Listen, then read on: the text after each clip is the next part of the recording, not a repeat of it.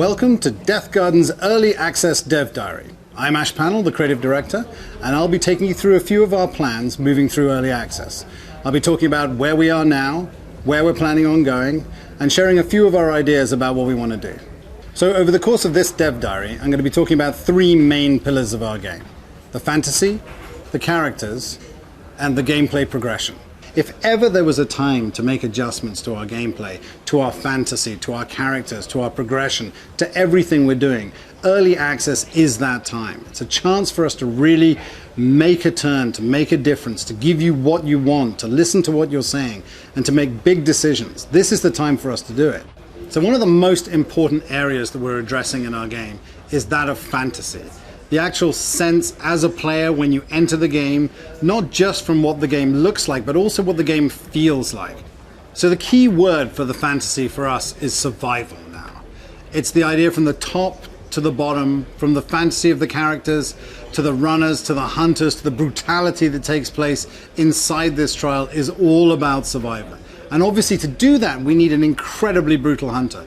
We need this sense of this overpowered killing machine that is going to wipe them out to stop them doing it. It's not about winning, it's about staying alive. It's about how long can you stay alive. It's about how much can you gather, how much can you get before you are eventually killed. And now the survival allows us to drive the game darker, to drive the themes of the game darker, and the brutality as well.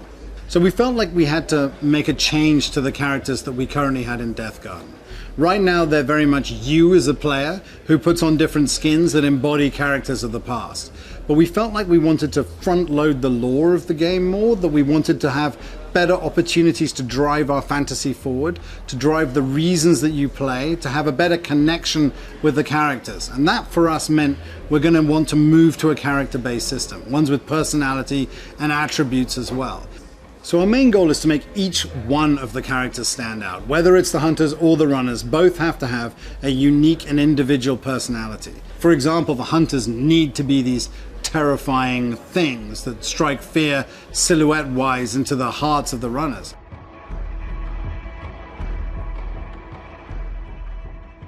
But for the runners, they all need to be individual characters. Each person who's come to this trial comes from a different backstory. They have a different reason to be there.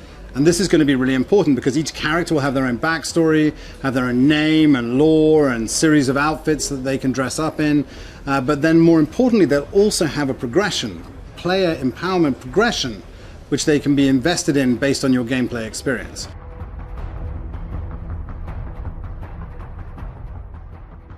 So for the gameplay, we're working on something quite big and quite exciting.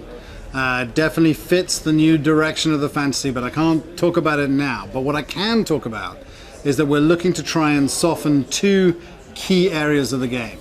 The first one is the sense of personal reward in the game.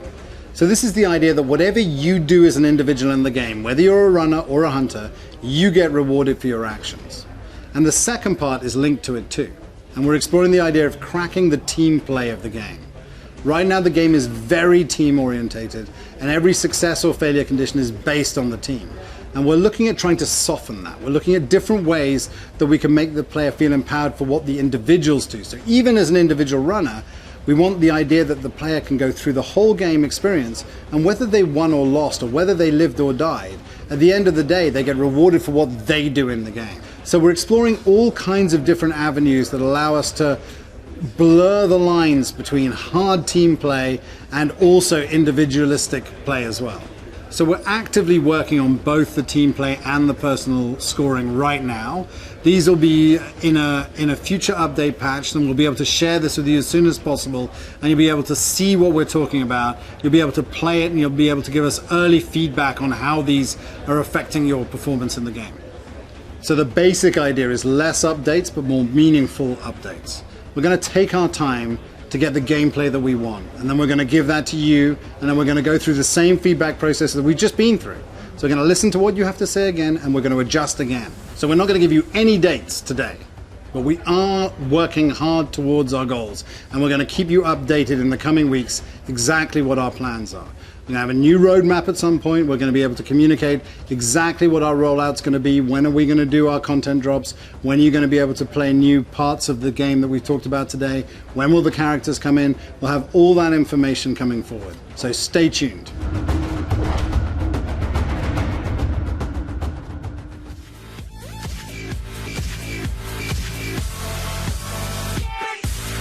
Like and share if you enjoy the video and think others might benefit from this, and of course subscribe and hit the notification button if you are new to the channel and want to be notified every time I post a video.